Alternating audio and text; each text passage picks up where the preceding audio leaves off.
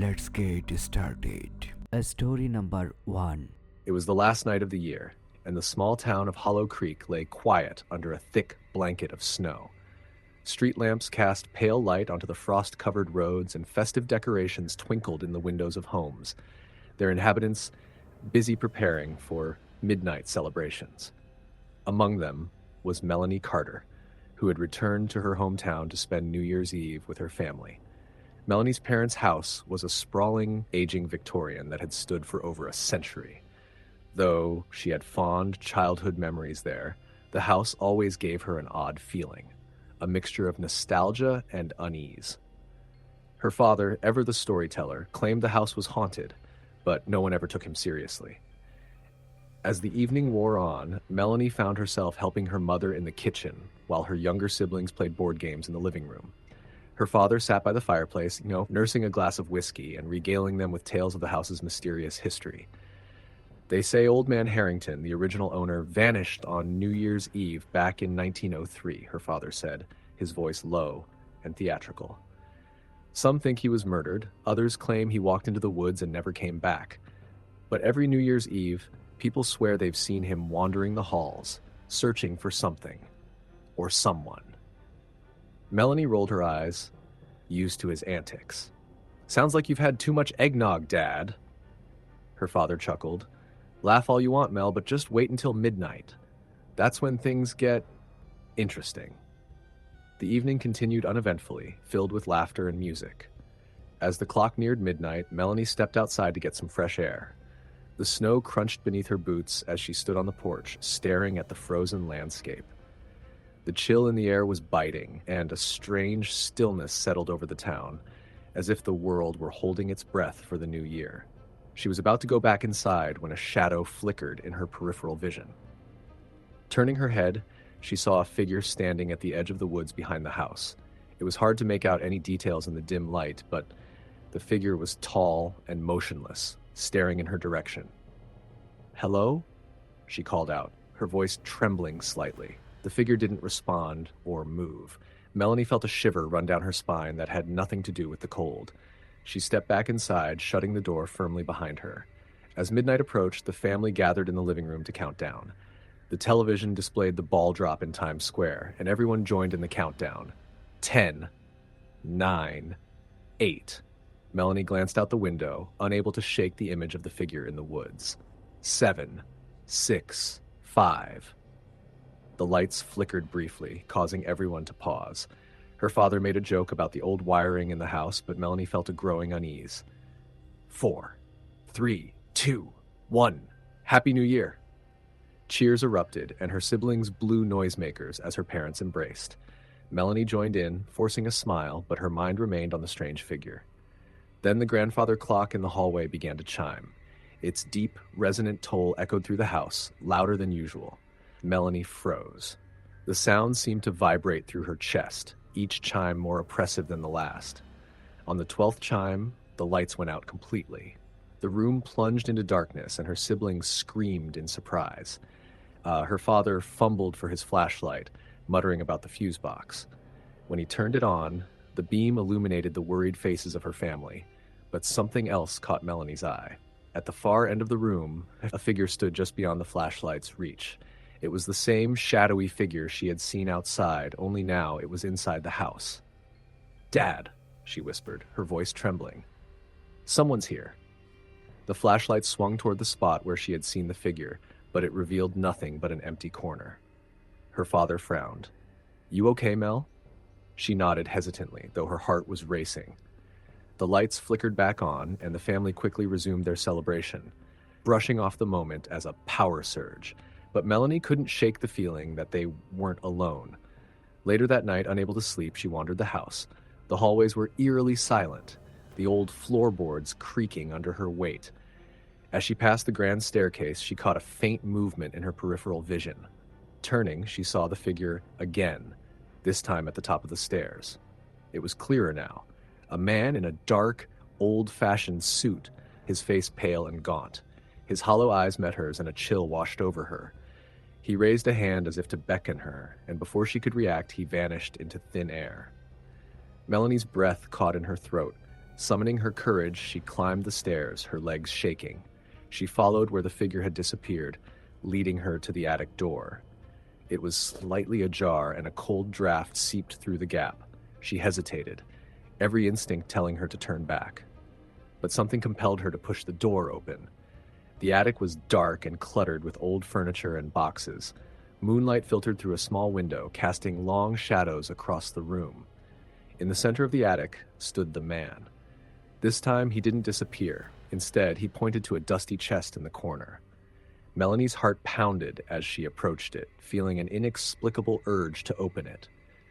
Inside, she found a stack of old papers and photographs. The top photograph showed the man, Harrington, with a young woman. Scrawled on the back were the words, "Forever yours, Eleanor, December 31st, 1902. Melanie's hands trembled as she sifted through the papers. They revealed a tragic story. Harrington had been in love with Eleanor, but her family disapproved of the match. On New Year's Eve in 1903, she had left him a note saying she was running away to be with him. But she never arrived. Devastated, Harrington had searched for her until the day he vanished. A sudden gust of wind blew through the attic, extinguishing her flashlight. In the darkness, Melanie felt a presence behind her. She turned to see Harrington standing mere inches away, his hollow eyes filled with sorrow. "You have to help me," he whispered, his voice echoing as if from another time. Before she could respond, the room spun, and she was no longer in the attic. She stood in a snowy clearing, the same woods she had seen earlier. The figure of a young woman, Eleanor, emerged from the trees, her face pale and tear-streaked. "They wouldn't let me go to him," she said, her voice trembling. "They locked me away." Melanie realized she was witnessing echoes of the past. She watched as Eleanor collapsed in the snow, her breath forming faint clouds in the frigid air. Moments later, Harrington appeared, calling her name. He knelt beside her lifeless body, his cries of anguish piercing the silent night. The vision faded, and Melanie found herself back in the attic, clutching the photograph. Harrington was gone, but she felt his sorrow linger. She knew what she had to do. The next day, Melanie went to the town archives, digging through records until she found proof of Eleanor's fate. She had been buried in an unmarked grave on her family's estate, her death listed as a tragic accident. Armed with this information, Melanie arranged for a proper burial beside Harrington's resting place in the town cemetery. On the following New Year's Eve, as the clock struck midnight, Melanie returned to the cemetery. Snow fell softly around her as she stood before their graves. A sense of peace washed over her as she felt a presence beside her, Harrington and Eleanor, reunited at last. For the first time, the old house in Hollow Creek felt warm and welcoming, free of its lingering shadows. Story the end. Story number 2. On New Year's Eve, the small, snow-covered town of Ravenswood buzzed with the usual excitement. Festive lights adorned houses, laughter echoed from homes, and the air carried the scent of pine and hot cider. Amid the joyous chaos, Jane McAllister prepared for her shift at the old Ravenswood Inn, a place rumored to be haunted but loved by locals and tourists alike. The Ravenswood Inn was a relic of the town's history, built in the late 1800s and steeped in mystery. Stories of apparitions and strange occurrences were as much a part of its charm as its creaky wooden floors and crackling fireplaces. Jane had worked there for years and, though skeptical, had experienced her share of oddities. Lights flickering without cause, whispers in empty hallways, and objects mysteriously misplaced. None of it ever felt threatening, just eerie. Until that night. Jane's shift started at 10 p.m., and she would be working until after midnight to oversee the New Year's celebration. The inn was fully booked, hosting a mix of families and solitary travelers seeking a festive yet quiet retreat. As she arrived, the manager, Mr. Carter, handed her the key to room 313, instructing her to ensure everything was in order. "Guests complained about a draft," he said. "Might be the window, but double check." Jane nodded and made her way up the grand staircase, its banisters wrapped in garlands. Room 313 was at the end of the dimly lit hallway, tucked into a corner where the light from the chandelier barely reached. The air felt colder as she approached, a sharp contrast to the warmth of the inn's main floor. Unlocking the door, she stepped inside. The room was ordinary, quaint furniture, floral wallpaper, and a window overlooking the snowy street. She checked the window. It was firmly shut. As she turned to leave, something caught her eye in the mirror above the dresser. A faint outline, almost like a shadow, flickered behind her.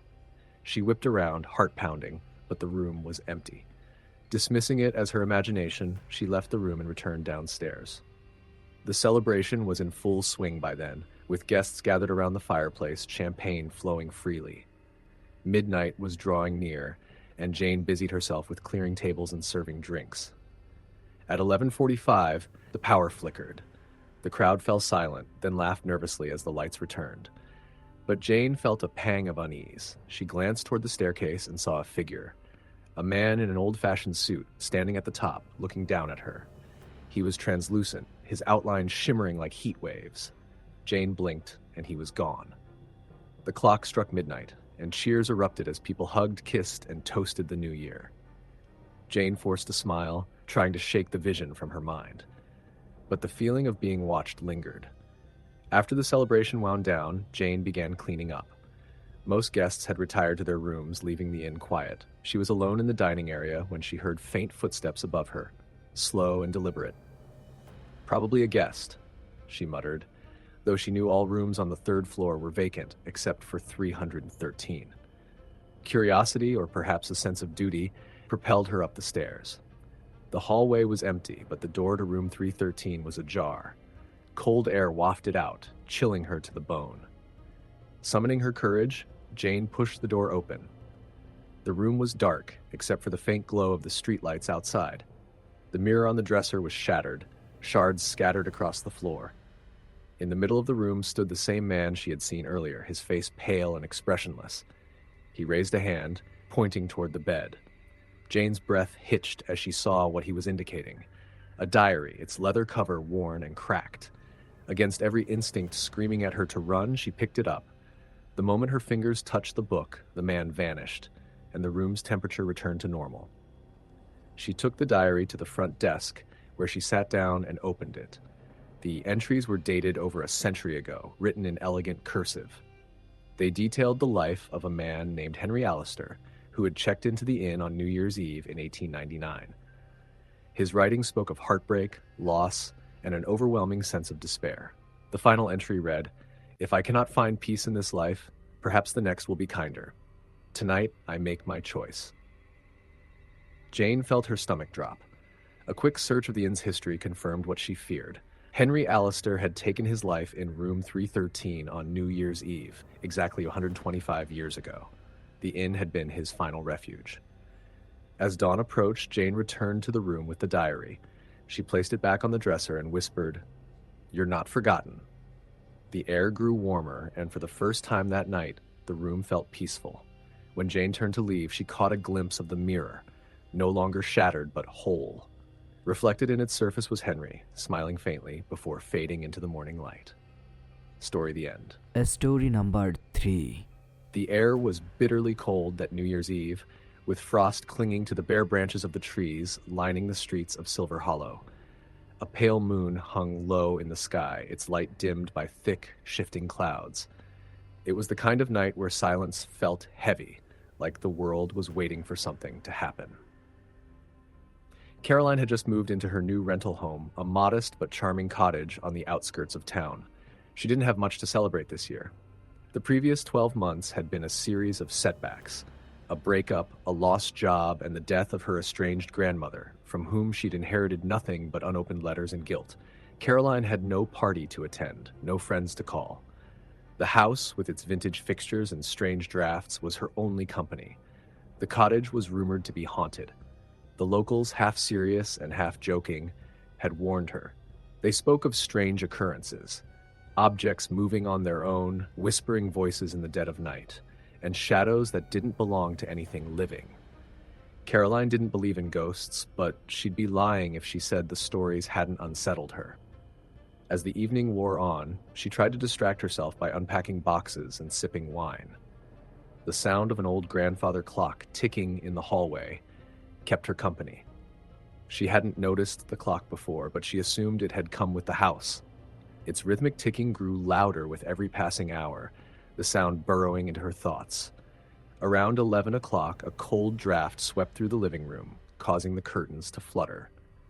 Caroline shivered and checked the windows, but they were firmly shut. She pulled her sweater tighter and decided to head to bed early. She was halfway up the creaky staircase when the clock in the hallway began to chime. It was an old, resonant sound, deep and almost mournful. She paused, counting the chimes, 11, 12, and then it continued, 13, 14. The air seemed to grow heavier with each strike, pressing against her chest. She turned to look at the clock, but its face was blank, no numbers, no hands, just an empty expanse of tarnished brass. Her heart pounded as the final chime faded into silence. She tried to shake off the feeling of unease and continued up the stairs. Her bedroom was colder than she remembered, the kind of cold that seeped into her bones. She climbed into bed, pulling the thick blankets up to her chin, and closed her eyes. It didn't take long for the whispers to start. At first, she thought it was the wind. The murmurs were faint, indistinct, like a conversation taking place in another room. But as the minutes passed, the voices grew clearer. A man's voice, low and urgent, spoke words she couldn't quite understand. A woman's voice, soft and sorrowful, answered him. Caroline sat up, her breath visible in the freezing air. "Hello?" she called out, her voice shaking. The whispers stopped abruptly. For a moment, the silence was so complete it felt deafening. Then came a sound, a single, deliberate knock on her bedroom door. Her heart raced as she stared at the door, which was slightly ajar. Summoning every ounce of courage she had, she got out of bed and approached it. When she swung it open, the hallway was empty, bathed in the faint glow of the moonlight streaming through the window at the end. But something caught her eye, a faint set of footprints in the dust on the wooden floor, leading toward the attic. She hadn't been in the attic yet. The previous tenant had warned her it was best left alone, claiming it had been the source of strange occurrences. Caroline had laughed it off at the time, but now, staring at those footprints, she wasn't so sure.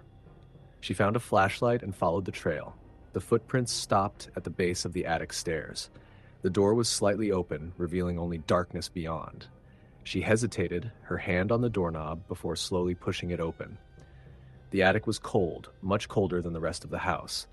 The beam of her flashlight cut through the darkness, revealing old trunks, cobwebs, and furniture covered in white sheets. But in the center of the room stood something that didn't belong. A large, ornate mirror with a gilded frame. Its surface was flawless, reflecting the dim light back at her. As she stepped closer, the air grew even colder. Her breath fogged the glass as she peered into it, and for a moment all she saw was her own reflection. Then slowly a figure appeared behind her in the mirror, a woman in a long, tattered dress, her face pale and expressionless. Caroline spun around, but the room was empty. When she turned back to the mirror, the woman was still there, staring at her with hollow eyes.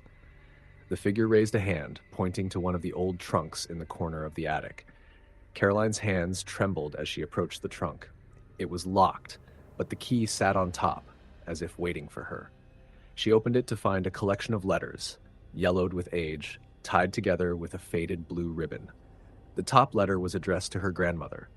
She read the first few lines and froze. The letter was a confession, a plea for forgiveness from a man named Thomas. He had loved her grandmother, but her family had forbidden them from being together. The last letter, dated New Year's Eve, spoke of his despair and his plan to meet her one final time. The pieces clicked into place. The whispers, the cold, the mirror, it all pointed to Thomas, a restless spirit trapped in the house. As the clock struck midnight, the air in the attic grew still. A figure appeared at the edge of the room, a man this time tall and gaunt with sorrow etched into his face. He looked at Caroline, his eyes filled with longing. "You found them," he said, his voice barely a whisper.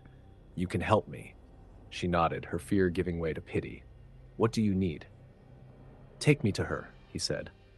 The next day, Caroline visited the cemetery where her grandmother was buried. She brought the letters and placed them on the grave. As she stood there, the wind picked up, carrying with it the faint sound of whispers, this time words of gratitude and relief.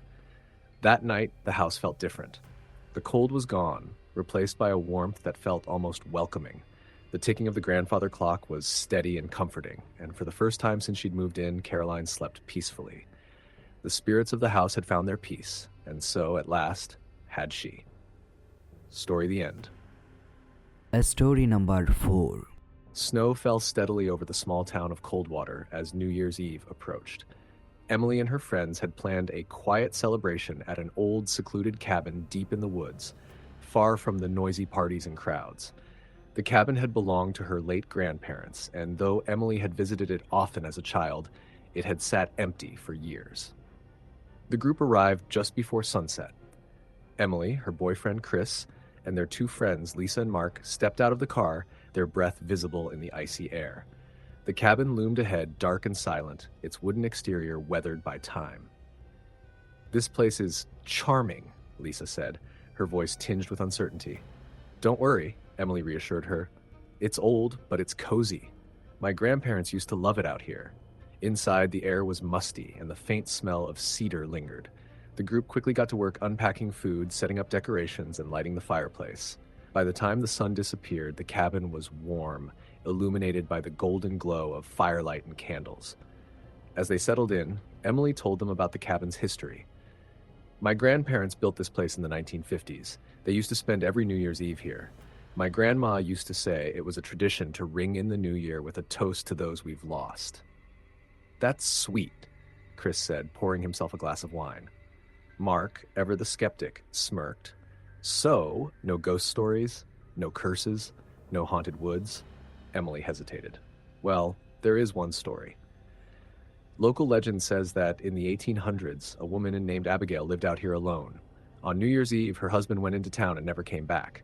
Some say he left her, others say he was killed in an accident. She waited for days, but he never returned. Eventually, she did something terrible. They say her spirit haunts these woods, looking for him." Lisa shivered. "You're joking, right?" Emily shrugged. "It's just a story. I've never seen anything strange." The group laughed nervously, but as the evening wore on, an unease settled over them. By 11 p.m., the wind had picked up, howling through the trees and rattling the windows. Shadows danced on the walls, and every creak of the old cabin seemed louder than it should have been. "I think I'll grab more firewood," Chris said, standing. "It's getting cold." "I'll come with you," Mark offered. The 2 men bundled up and stepped outside, leaving the women alone. The silence in the cabin felt heavier without their presence. Emily and Lisa busied themselves tidying up, but soon a faint sound caught their attention. A soft, mournful humming. "Do you hear that?" Lisa whispered. Emily nodded, her heart racing. The sound seemed to come from outside, but it was faint, like a memory lingering in the air. Just then, the door burst open, and Chris and Mark stumbled inside, God, their faces pale. "What's wrong?" Emily asked, rushing to Chris. "We saw something," Chris said, his voice trembling. "Out by the tree line. A woman. She was just standing there, watching us." "Did you talk to her?" Lisa asked. "No," Mark replied. "She wasn't normal. Her face, it didn't look right." The group huddled together, debating whether to leave, but the storm outside had worsened. The road leading back to town would be treacherous in the dark. Reluctantly, they decided to stay and wait out the night. As the clock neared midnight, the cabin grew colder, despite the roaring fire. The humming returned, louder this time, echoing through the walls. Emily grabbed a flashlight and looked at her friends. "I'm going to check it out." "Are you insane?" Lisa asked, grabbing her arm. "We can't just sit here," Emily insisted. "If someone's out there, they could need help." Chris reluctantly joined her, and the 2 stepped into the snowy night. The wind bit at their faces as they followed the sound, which seemed to weave through the trees like a ghostly thread. Near the edge of the woods, they saw her. The woman wore a tattered dress that fluttered in the wind, though she stood perfectly still. Her face was pale, almost translucent, and her eyes seemed to glow faintly in the darkness. "Hello?" Emily called, her voice shaky. "Are you all right?" The woman turned slowly to face them. Her expression was empty, her lips parting as if to speak, but no words came. Instead, the humming grew louder, resonating in their ears like a lament. Chris grabbed Emily's arm. "We need to go. Now." Before they could move, the woman raised an arm and pointed back toward the cabin. Her form flickered like a dying flame before vanishing into the night. Terrified, they ran back inside and bolted the door. Lisa and Mark were waiting, their faces filled with dread. "What happened?" Mark demanded. She pointed at the cabin, Chris stammered. Suddenly, the clock struck midnight, and the air inside the cabin grew unbearably cold. The candles flickered, then went out, leaving only the faint glow of the fire. The humming returned, louder than ever, and with it came a voice, a whisper, soft and sorrowful. "Where is he?" The group froze, their breath visible in the icy air. The voice seemed to come from everywhere and nowhere, wrapping around them like a suffocating mist. "Who are you?" Emily asked, her voice barely audible.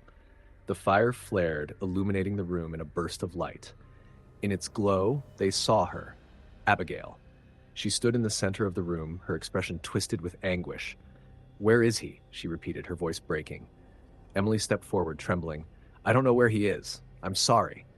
Abigail's form wavered, and tears streamed down her ghostly face. She turned toward the fireplace, where an old photograph rested on the mantel. Emily hadn't noticed it before, but now it seemed to glow faintly. It was a picture of Abigail and her husband, smiling and happy.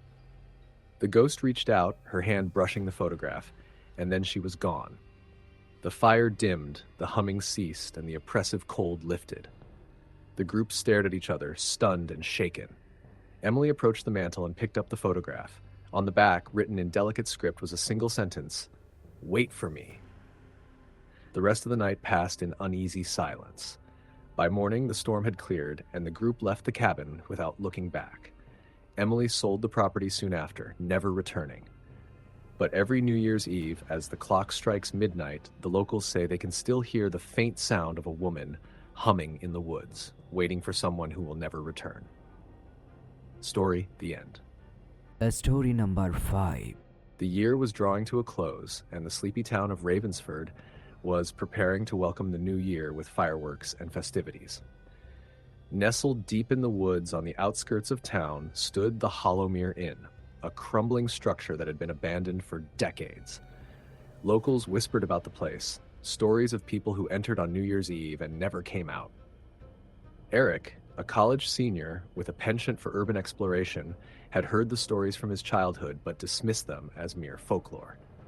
This year, he and his friends, Sarah, Lucas, and Mia, decided to celebrate New Year's Eve differently. Instead of attending the town's celebrations, they planned to explore the infamous Hollowmere Inn. Armed with flashlights, cameras, and a bottle of champagne, they ventured into the snow-covered woods. The inn loomed before them, its shadowy silhouette outlined against the pale light of the moon. The windows were shattered and the front door hung on its hinges. Ivy crawled up the weathered walls, and the air was thick with the scent of decay. "You guys sure about this?" Sarah asked, hugging her coat tighter. Her breath fogged in the cold air. "Come on, it'll be fun," Eric said, forcing a grin. "We'll be out before midnight. Just think of the stories we can tell." Lucas gave Sarah a reassuring pat on the shoulder. "It's just an old building. Vivicain. What's the worst that could happen?" Mia, the quietest of the group, stared at the inn with wide eyes. "I've read about this place. People say time doesn't work the same here." Eric rolled his eyes. "It's just a story to scare kids. Let's go." The group stepped inside, their footsteps echoing on the creaky wooden floors. The air inside was colder than outside, and the silence was oppressive, broken only by the occasional drip of water from the ceiling. The flashlight beams danced across peeling wallpaper, shattered furniture, and graffiti left by previous trespassers. The main hall was dominated by a grand staircase that led to the second floor. Above it hung a massive chandelier, its crystals coated in decades of dust. A large, ornate clock stood against the far wall, its hands frozen at 11:47. "Creepy," Lucas muttered, shining his flashlight on the clock. "Guess time really does stop here." "Very funny," Eric said. "Let's split up and take some photos. We'll meet back here in 20 minutes.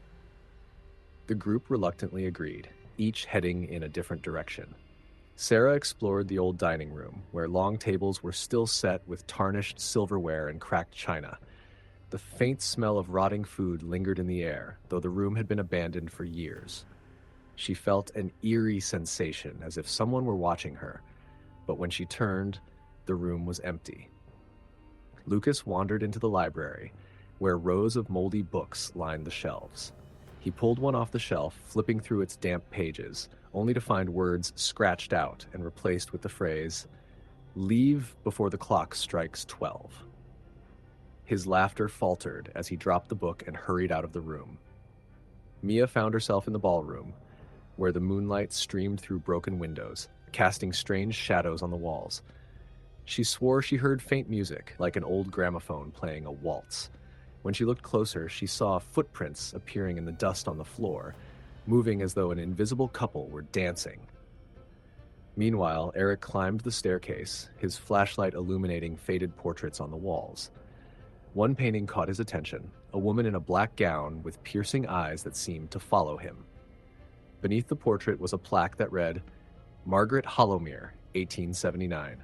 He smirked, snapping a photo. Nice to meet you, Margaret, he joked, but as he turned to leave, he heard a whisper, You shouldn't be here. Eric froze, his heart pounding. He spun around, but no one was there. Shaking his head, he brushed it off as his imagination and made his way back downstairs. By the time they regrouped, the air felt heavier, as if the house itself were alive. Eric checked his watch. It was 11:50. All right, let's wrap this up, he said. We'll celebrate midnight back at the dorm. As they headed for the door, the grandfather clock in the main hall began to chime. The sound was impossibly loud, reverberating through the building. The group stopped, staring at the clock. Its hands, frozen for decades, were now moving, approaching midnight. Eric, Mia whispered, we need to leave. Now. But the door wouldn't budge. Eric and Lucas pushed with all their strength, but it was as if the door had fused with the frame. Panic set in as the clock chimed again, each strike growing louder and more ominous. The lights from their flashlights flickered and died, plunging the room into darkness. Shadows stretched and shifted, and a cold wind whipped through the hall, though all the windows were closed. A voice echoed through the room, low and guttural. You were warned. The group huddled together as figures emerged from the shadows, vague, human-like forms with hollow eyes and twisted faces. They circled the group, their whispers blending into a cacophony of voices. Leave. Leave. Leave. The voices chanted, but the way out was gone. The final chime struck, and everything went silent. When Eric opened his eyes, he was alone. The inn was eerily quiet, and his friends were nowhere to be seen. He searched every room, calling their names, but there was no sign of them. He ran back to the main hall, his breath ragged. The clock was frozen again, this time at midnight. The whispers returned, louder now. You stayed too long. Eric screamed as the shadows engulfed him, pulling him into the darkness. The next morning, the townspeople found the inn exactly as it had been for decades, silent, decaying, and empty. There was no trace of Eric or his friends. The only new detail was the clock, which now showed the time, 11:47. Story the end. Story number 6. The wind howled through the empty streets of Waverly, a desolate town buried under a thick blanket of snow. The old town square was silent except for the rhythmic tolling of the clock tower, counting down the final hours of New Year's Eve. At the edge of town stood a decrepit mansion known as the Blackthorn House. It had been abandoned for decades, its dark windows staring out like hollow eyes. Megan didn't believe in ghosts. She was a journalist, grounded in facts and on assignment to cover local urban legends for her magazine. The Blackthorn House was the centerpiece of Waverly's ghost stories, a place whispered about in hushed tones and avoided by locals. They said that on New Year's Eve, if you stayed until midnight, you would hear the voices of the dead. Megan was determined to debunk the legend. With her camera, notebook, and a thermos of coffee, she trudged through the snow toward the mansion. Her breath fogged in the frigid air as she reached the wrought iron gates, which stood slightly ajar as if inviting her in. The house loomed above her, its once grand exterior crumbling with age. Vines crept up the walls, and the front door hung crooked on its hinges. Megan hesitated, the eerie atmosphere gnawing at her confidence, but she reminded herself it was just a story, nothing more. Inside, the air was cold and stale, carrying the scent of mildew and decay. Her flashlight cut through the darkness, illuminating faded wallpaper, shattered furniture, and a grand staircase that led to the second floor. She set up her camera in the main hall, its lens focused on the staircase, then pulled out her notebook to jot down observations. As the hours passed, Megan explored the house. She found rooms filled with dust-covered antiques, faded portraits of somber-faced people, and a library where books lay scattered across the floor. At one point, she thought she heard faint footsteps above her, but when she called out, there was no response. By 11:45, Megan had settled back in the main hall, sipping coffee to stay warm. The clock on her phone ticked closer to midnight, and she read through her notes to pass the time. Just as the clock struck 12, a deep, resonant chime echoed through the house. Megan froze. The sound hadn't come from her phone. It had come from above. She looked up at the staircase, her heart pounding. Her camera's red recording light blinked steadily, but the hall was silent. Then she heard it, a voice, faint and disembodied, whispering her name. Megan. She stood, clutching her flashlight. Who's there? The whisper came again, louder this time, but it wasn't just one voice. It was many, overlapping and chaotic, filling the air around her. Her flashlight flickered, and the temperature in the room plummeted. The shadows in the corners of the room seemed to shift and move, coalescing into forms, vague, humanoid shapes that flickered like static. They surrounded her, their faces indistinct but filled with anguish. Megan, you shouldn't have come. Her legs felt rooted to the spot as the voices grew louder, their words blending into an incomprehensible cacophony. One figure stepped closer, its translucent hand reaching out toward her. Megan stumbled back, her breath coming in panicked gasps. Why are you here? She managed to whisper. The figure paused, its form wavering like smoke. We are trapped, because of her. Her? Who? Megan asked, her voice trembling. Before the figure could answer, a new presence filled the room. The air grew heavy, oppressive, and the shadows recoiled as if in fear. At the top of the staircase, a woman appeared. She was dressed in an elegant black gown, her face pale and expressionless. Her dark eyes bore into Megan, and a cruel smile curled her lips. You shouldn't have disturbed my home, the woman said, her voice sharp and commanding. Megan's instincts screamed at her to run, but her legs refused to move. Who are you? She forced out. The woman descended the stairs, her steps slow and deliberate. I am Eleanor Blackthorne, mistress of this house. These souls are mine, and now so are you. The shadowy figures began to close in again, their mournful cries echoing in Megan's ears. She turned to flee, but the front door slammed shut with a deafening bang. The walls seemed to close in, the house itself alive with malice. Desperate, Megan grabbed her camera and shouted, I'll tell everyone what happened here. I'll expose you. Eleanor's laughter was cold and hollow. Do you think anyone will believe you? They never do. Just like they didn't believe me. The shadows lunged, and Megan screamed as darkness enveloped her. When the townsfolk ventured to the Blackthorne house the next morning, they found it empty. Megan's camera lay in the main hall, its footage intact. The last recording showed her staring at the staircase, speaking to someone unseen. Her final words were barely audible. I'm sorry, I shouldn't have come. The footage ended abruptly, the screen fading to static. Megan was never found, and the locals added her story to the legend of the Blackthorne house. Every New Year's Eve, they say, the voices of the dead grow louder, joined by the cries of a new soul. Another victim claimed by Eleanor Blackthorne. Story the end. Story number 7. The small town of Black Hollow sat nestled in a valley surrounded by dense forests, the kind of place where everyone knew each other and where legends lingered in the air like the chill of winter. Among its many stories, one was always whispered around New Year's Eve, the tale of the Grey Woman.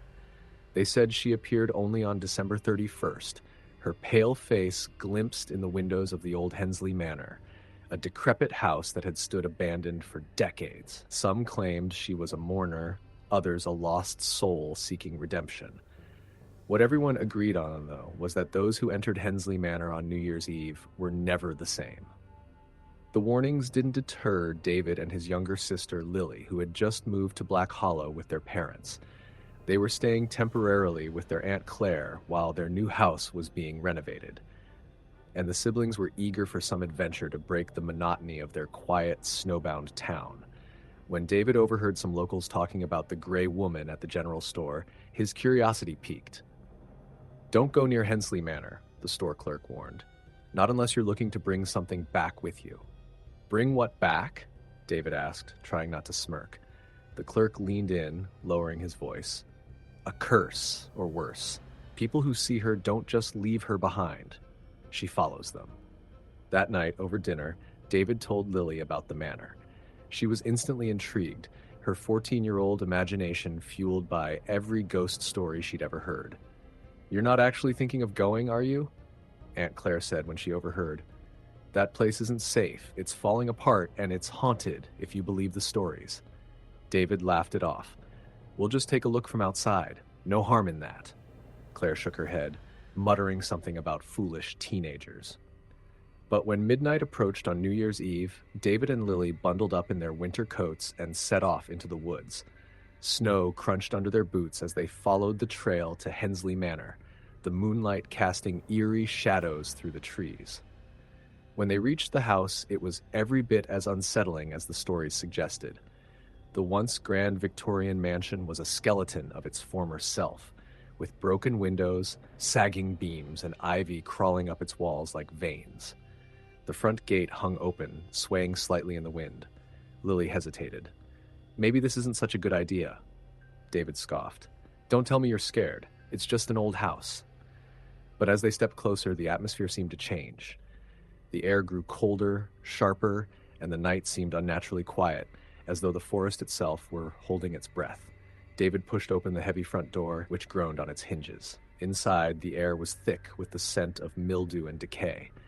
Their flashlights illuminated a grand foyer, its wooden floor warped and splintered. A staircase with missing balusters loomed ahead, leading to darkness above. "Let's just look around a little and then leave," David said, his voice quieter now. They wandered through the house, their footsteps echoing eerily in the empty rooms. In the dining room, a long table was still set with dusty plates and silverware, as though someone had abandoned dinner halfway through. In the parlor, a shattered mirror hung above a fireplace filled with old, charred logs. As they moved deeper into the house, Lily began to feel an inexplicable sense of dread. She kept glancing over her shoulder, sure she saw shadows moving just out of the corner of her eye. "David, I don't like this," she whispered. "Let's go back." "Just one more room," he said, leading her into what must have been the ballroom. The ceiling was high, with a chandelier missing most of its crystals, and the floor was scattered with debris. But what caught their attention was a large window at the far end of the room. The glass was intact, and reflected in it, they saw themselves and something else. Behind them, standing in the doorway, was a woman in a gray dress. Her face was pale, her features sharp but hollow, and her eyes seemed to glow faintly in the dark. Lily gasped and spun around, but the doorway was empty. "Did you see that?" She whispered. David nodded, his face pale. "Let's get out of here." They hurried back through the house, but the air felt heavier now, and the shadows seemed to move with them. As they reached the foyer, the grandfather clock in the corner began to chime. David froze, staring at it. "That clock hasn't worked in years," Lily said, her voice trembling. The chimes grew louder, each one resonating in their chests. When the 12th chime echoed, the front door slammed shut and the house plunged into silence. Lily clutched David's arm. "What's happening?" "I don't know," he said, his voice shaky. "Let's find another way out." They ran through the house, trying doors and windows, but none would budge. The air grew colder, and the sound of footsteps echoed behind them, though when they looked, no one was there. As they entered the parlor, they saw her again. The gray woman stood in the center of the room, her lifeless eyes fixed on them. Her lips moved, but no sound came out. Instead, the walls around them seemed to whisper, a disjointed cacophony of words. "You shouldn't have come. You shouldn't have stayed." David grabbed a fireplace poker and held it in front of him. "Stay back," he shouted, though his voice cracked with fear. The woman didn't move. Instead, the whispers grew louder, filling their ears until they were almost deafening. Lily screamed, covering her ears, and David lunged forward with the poker. But the moment he moved, the gray woman disappeared. The room fell silent, and for a moment they thought it was over. But then, walls began to shudder, the floor creaking beneath them. The whispers returned, now accompanied by a deep guttural growl. "We need to leave," Lily cried, grabbing David's hand. This time, the front door opened, as if inviting them to go. They didn't hesitate, running out into the night and not stopping until they were back in town. When they reached Aunt Claire's house, they collapsed onto the porch, gasping for breath. Neither of them spoke about what they'd seen, too shaken to put it into words. But that night, as Lily lay in bed, she felt a presence in the room. She opened her eyes to see the gray woman standing at the foot of her bed, her lifeless eyes glowing in the dark. Lily screamed, but the figure vanished as quickly as it had appeared. When she told David the next morning, his face went pale. She was in my room too, he admitted. In the days that followed, they began to notice strange things. Objects moved on their own, cold spots appeared in the house, and they often felt as though they were being watched. The gray woman didn't show herself again, but her presence lingered, an unseen shadow haunting their every move. Aunt Claire eventually took them to the local pastor, who performed a blessing on the house. The activity subsided, but the siblings never felt entirely safe again. And every year, as New Year's Eve approached, they felt the same chill in the air, as though the gray woman were waiting for them to return. Story the end. Story number 8. The air was biting cold on New Year's Eve, as Lucas Evans drove down the winding, desolate road leading to Gray Hollow, a town shrouded in eerie whispers and half-forgotten stories. The invitation to a New Year's party at the infamous Forsyth Manor had seemed like an odd but thrilling opportunity. Lucas wasn't one to believe in ghost stories, and the tales about the manor, a sprawling Victorian house perched on a hill, had always struck him as small-town folklore. The house had been abandoned for decades, but earlier that year it had been purchased by a wealthy investor named Jonathan Lyle, who was rumored to be eccentric and fascinated by the paranormal. Jonathan had turned the manor into a museum of sorts, restoring it to its former glory while leaving intact the haunting air of mystery. Lucas's friend Mason had insisted they go. "Come on," Mason had said. "It'll be an unforgettable way to start the new year." The snow crunched beneath Lucas's boots as he stepped out of his car. Forsyth Manor loomed ahead, its tall spires silhouetted against the pale glow of a full moon. The windows flickered with candlelight, giving the house an unsettling, almost alive appearance. A group of partygoers milled about outside, their laughter and chatter muffled by the falling snow. Lucas spotted Mason near the entrance, waving him over. "Took you long enough," Mason teased. "Come on, the tour is about to start." Inside, the house was even grander than Lucas had imagined. A massive chandelier hung from the ceiling, its crystals catching the light and casting fractured shadows across the room. Portraits of the Forsyth family lined the walls, their painted eyes seeming to follow the guests. Lucas felt a shiver crawl down his spine, but quickly brushed it off. Jonathan Lyle, dressed in an elaborate tuxedo, greeted everyone with a theatrical flair. "Welcome to Forsyth Manor," he announced. "Tonight, we will not only celebrate the new year, but also honor the spirits of the past. This house is rich with history, and some say its former inhabitants never truly left." The crowd murmured in excitement, and Lucas exchanged a skeptical glance with Mason.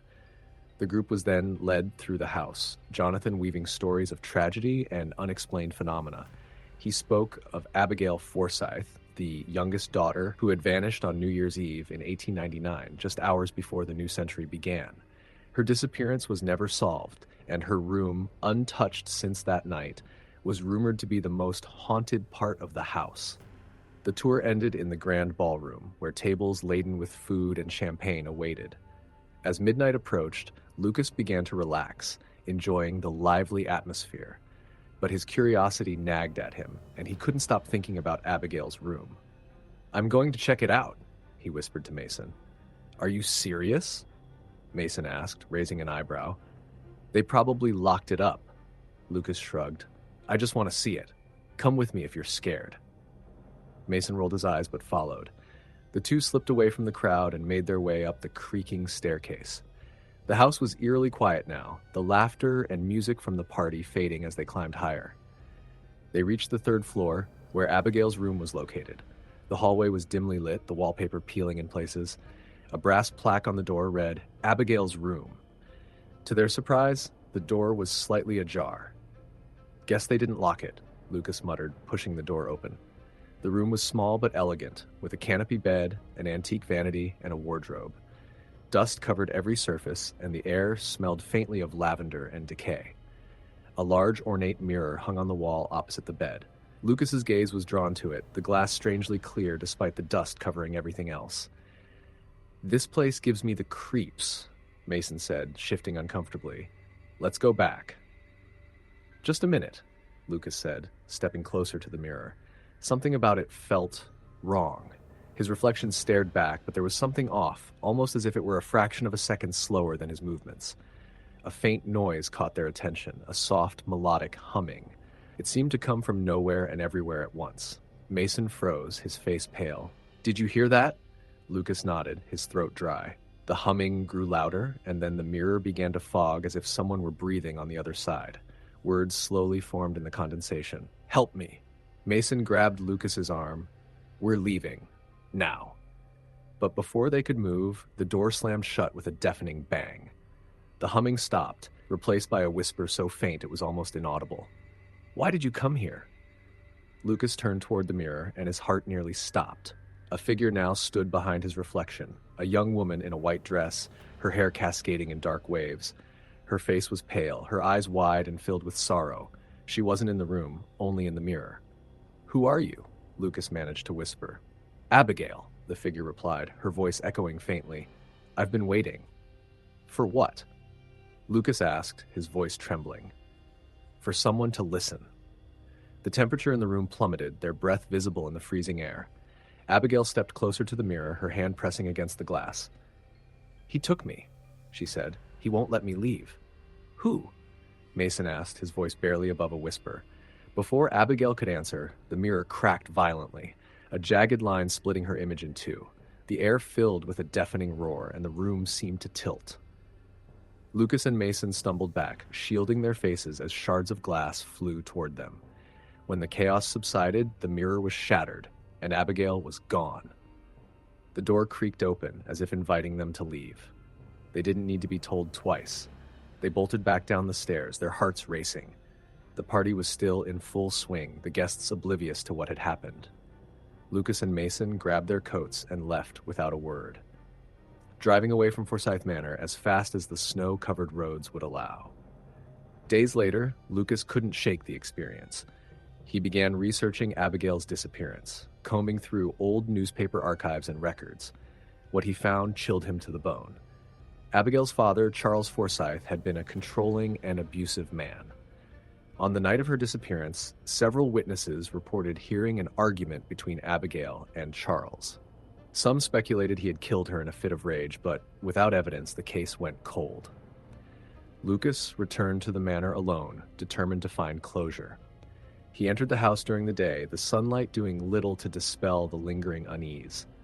Abigail's room was empty, the broken mirror replaced with a new one. But as he turned to leave, he noticed something glinting under the bed. It was a locket, its chain tarnished with age. Inside was a tiny portrait of Abigail, and on the back an inscription read, "To my dearest daughter, forgive me." Lucas felt a chill run down his spine. He left the locket on the vanity and whispered, "You're free now." As he stepped outside, the air felt lighter, as if the house itself had exhaled. The legend of Forsyth Manor continued, but Lucas knew the truth. Abigail's spirit was no longer bound to that place. Story the end. Story number 9. It was the winter of 1987 when Sarah moved into the old farmhouse on the outskirts of Glenwood. She had recently divorced and, seeking a fresh start, had found the house listed for an incredibly low price. The property, tucked away from the nearest neighbors and surrounded by tall, bare trees, had a peaceful charm about it. The house itself was weathered, its paint chipped, and the windows slightly fogged with age, but Sarah loved the isolation and the chance to begin anew. She didn't mind the rumors about the house being haunted, stories that were more of a curiosity than something that concerned her. The house had stood empty for nearly a decade, and the town had long since stopped talking about the tragedy that had occurred there. Back in 1922, a family had lived in the house, a mother, father, and their young daughter, Lily. But on New Year's Eve, as the clock struck midnight, the house had burned to the ground, and all three of them perished in the flames. The cause of the fire was never definitively determined, though many believed it was arson. No one had ever lived in the house after that, and it was said to be cursed, a place where the spirits of the dead still roamed. But Sarah didn't care. The price was too good to pass up, and besides, she wasn't one to buy into superstitions. On the night of December 31st, as the end of the year approached, Sarah found herself alone in the house. Her friends had invited her to join them for a New Year's Eve celebration, but Sarah felt drawn to the quiet. She had spent most of the day unpacking boxes and setting up the house, and now she was enjoying the silence, the soft glow of the fire, and the gentle snowfall outside. As midnight approached, she poured herself a glass of wine, settled into her favorite armchair by the fire, and pulled out a book. The wind howled outside, rattling the windows, but inside, the warmth of the fire and the rhythmic crackling of the logs created a sense of peace. Then, as the clock ticked closer to midnight, Sarah heard something that made her freeze. A faint sound, soft, almost imperceptible at first, drifted from upstairs. It was a small, tapping noise, like footsteps moving across the floor. Her breath caught in her throat as the noise grew louder, more distinct. Tap. Tap. She put down her book and listened carefully. The sound seemed to be coming from the hallway just outside her bedroom door. For a moment she thought it might be the wind. Old houses creaked and groaned, after all. But then she heard it again, clearer this time. Distinct footsteps. Tap, tap, tap. Her pulse quickened, but Sarah brushed aside any thoughts of fear. It was nothing. Maybe a shift in the house settling, maybe an animal or a draft. Still, she couldn't ignore the way the temperature in the room seemed to drop, the air thickening around her. She rose from her chair, gripping her glass of wine a little too tightly. Slowly, she made her way toward the stairs, the wood creaking beneath her feet with every step. The house was completely still now. No wind, no sounds, just the eerie quiet that seemed to suffocate the air. As she reached the top of the stairs, she stood for a moment, listening. The sound had stopped, but then from the dark hallway ahead came a whisper, a soft, almost melodic voice. "Mom, are you there?" It was faint, childlike, and filled with such sadness that it sent a chill running down Sarah's spine. She stood frozen, staring down the hallway, but saw nothing. "Mom." Her heart pounded in her chest. The voice was unmistakably a child's. It was the voice of the little girl who had died in this house all those years ago, Lily. The same Lily whose death had haunted the town's history for decades. Sarah's mind raced. She knew the stories. She had heard the rumors of the girl's restless spirit trapped in the house by the tragic events of that night. But she had never believed them. She had thought it was just an old tale, something for children, something for people to tell in hushed voices at the bar. Yet here she was, standing alone in the dark hallway of the same house where that girl had died, hearing her voice again. "Mom?" The whisper was louder now, and Sarah could almost feel the breath of the ghost on her neck. Without thinking, Sarah turned and bolted down the stairs, her feet pounding against the wooden steps. She rushed back into the living room, but the air in the house had changed. It felt heavier, oppressive, like something was watching her. And then, as the clock struck midnight, the sound came again. A soft thud, then the unmistakable sound of a child crying. It was muffled, like it was coming from another room, but Sarah couldn't pinpoint where. She glanced around the room, her heart racing. She couldn't breathe. The crying grew louder, and then silence. Before she could move, she heard it. A soft, shuffling sound from the corner of the room. She spun toward it, her eyes wide with fear. There, in the shadow of the fireplace, stood a figure. A small child. A little girl with tangled brown hair, her face pale and ghostly, her eyes wide and unblinking. She was dressed in a nightgown, the hem tattered and burnt at the edges, her feet bare on the cold wooden floor.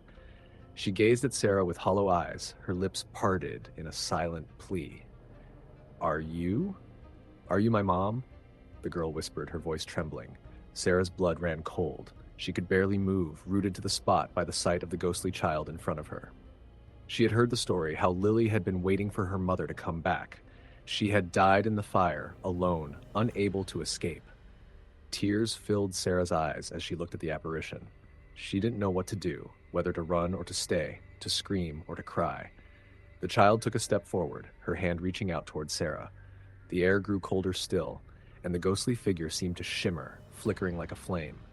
"You left me," the girl said, her voice barely audible. You promised to stay with me." The room seemed to grow darker, the fire flickering wildly, as if the shadows were swallowing the light. Sarah's breath hitched in her throat. She couldn't breathe, couldn't move. "Mom, why did you leave me?" The ghostly figure reached for Sarah's arm. As its fingers brushed her skin, Sarah felt an icy chill, a coldness deeper than any winter night. And then, just as quickly as it had appeared, the figure vanished, disappearing into the shadows like a wisp of smoke. The house was silent again, the cold and the sorrow lingering in the air. Sarah stood there for what felt like an eternity, trying to make sense of what had just happened.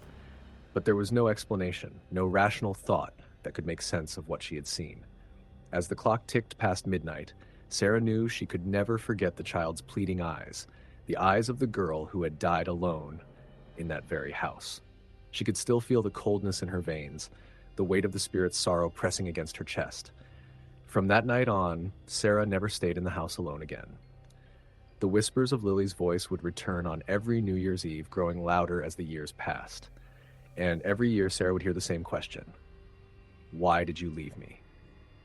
Story. The end. Story number 10. The night before New Year's Eve, Mark and his girlfriend, Emily, had driven out to a small cabin they had rented for the weekend.